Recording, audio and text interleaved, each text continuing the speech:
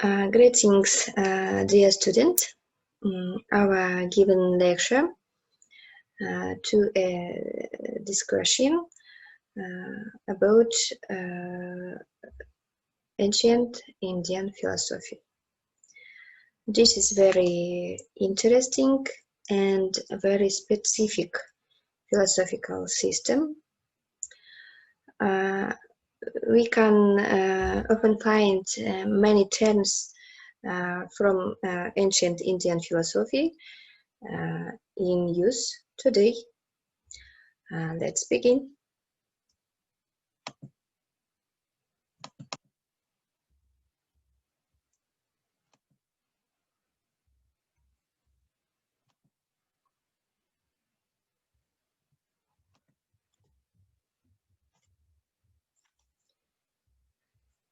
We will consider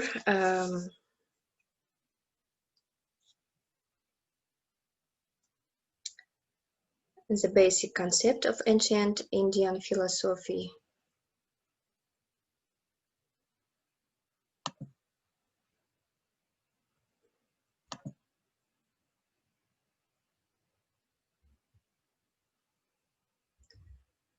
As well as we will discuss the formation of schools of philosophy in ancient India.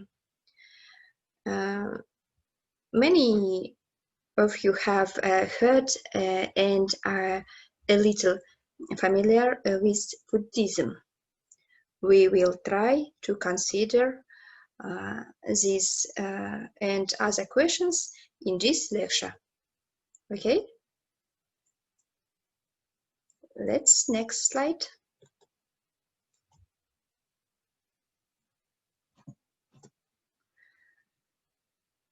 Approximately in the second millennium, when a slave society was formed for the first time on the territory of modern India, and philosophical ideas began to form. The formation of new ideas influenced the worldview.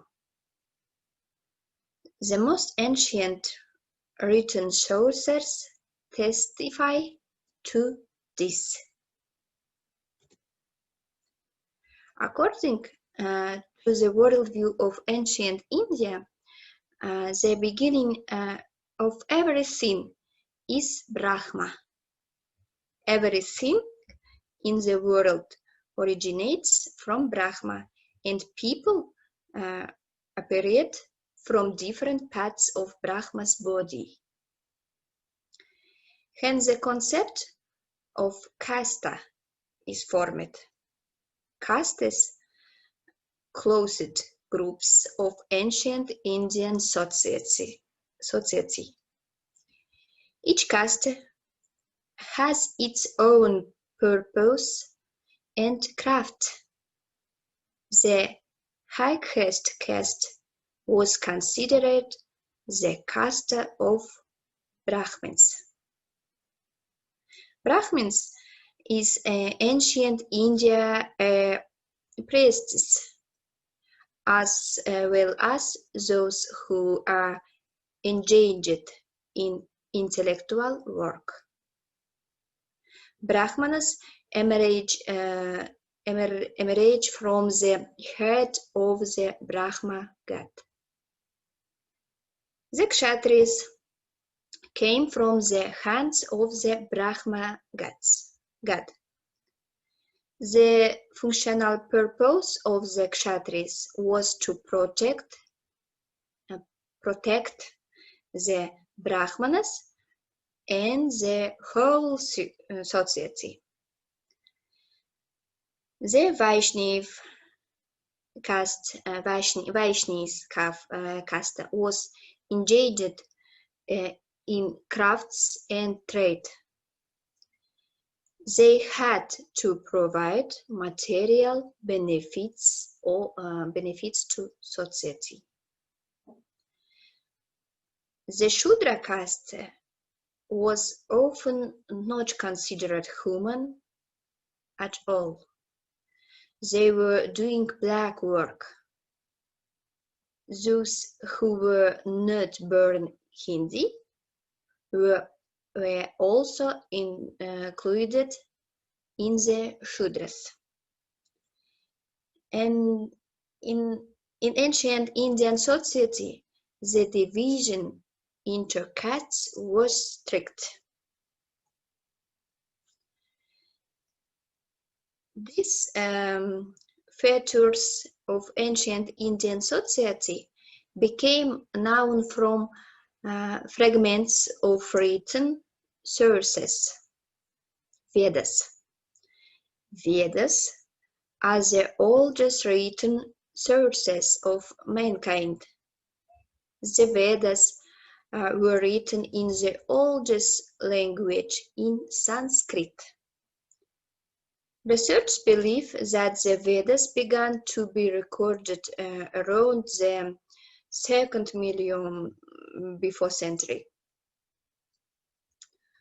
The Vedas cannot be called real philosophical works, but in them, for the first time, an attempt is made to comprehend the surrounding phenomena, to understand the essence of life. The text of the Vedas consists of hymns. Hymns may also be called samhits. Hymns were written at different times. Hymns have no authors. Vedic researchers organized text into several groups: Rig Veda, Yajur Veda, Samaveda, and Atharvan Veda. Hymns in the Vedas, that is samhits, contained many emotions. Over time, it became necessary to comment, explain their content. This is how the Upanishads began to appear. In the Upanishads, explanations were given more systematically to the concept of Brahma, Atman, Absolute. In the Upanishads, reasoning about the material and spiritual principles of the world was given. According to the ancient worldview of India, the spiritual principle of everything is Purusha, and the material principle is called Prakriti. The relationship between them occurs through energy. This is called Gun. According to the ancient Indian worldview, the soul is immortal. Samsara is the wheel of rebirth. According to ancient Indian philosophy, the soul revolves all the time in the wheel of life, passing from one form to another. The translation of the soul from one body to another occurs according to the law of karma. Since everything around has a soul, it is important to observe the principle of non-violence.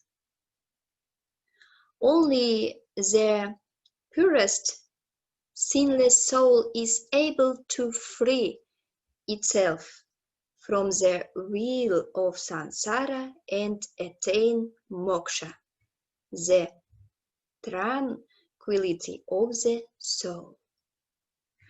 Over time, schools of thoughts began to form. They each in their own way talked about key concepts and categories, laws of worldview. Schools that rely on the authority of the Vedas have become known as Astika. They are also sometimes called darshans. 6 main darshans were formed during the 3rd, 2nd centuries before century. Nastika includes 3 philosophical teachings. Of these, the most popular is Buddhism, a religious and philosophical doctrine. The founder of Buddhism is called Siddhartha Gautama. He is semi-historical and semi-mystical man. According to sources, he lived around the 6th, 5th century before century. Was the son of king, but he had power and devoted himself to spiritual practices. As a result of long spiritual practices of Siddhartha Gautama, the main ideas of Buddhism were formulated. 4 truths. The first truth of Buddhism is: life is suffering. A person comes into this life crying, and living this life also brings sadness. It comes from the endless desires of man. The second truth goes something like this: the cause of suffering is our desires. If you control your desires, you can stop suffering. This is third truth of Buddhism. To learn to control your desires, you need to go through the Eightfold Path. This is a kind of spiritual practice path. This is the fourth truth of Buddhism. The one who completely passes this path of spiritual practice will be able to achieve nirvana.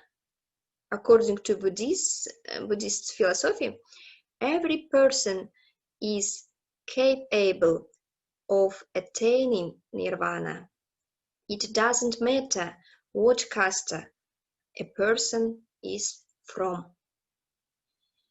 This influenced the fact that Buddhism went beyond India and eventually became popular among many other countries. Today, Buddhism is known as one of the world's religions. A philosophical collection where Buddhist ideas are systematized is called the Tipitaka or Tripitaka. In translation means 3 baskets. Within Buddhist philosophy, there are 2 main streams, Hinayana and Mahayana. Hinayana is more strict teaching. It is for ascetics. The philosophy of the Buddhist Mahayana is intended for a wide range of people. And so, the philosophy of ancient India is very specific, but the ideas and questions that were raised in ancient times remain relevant today.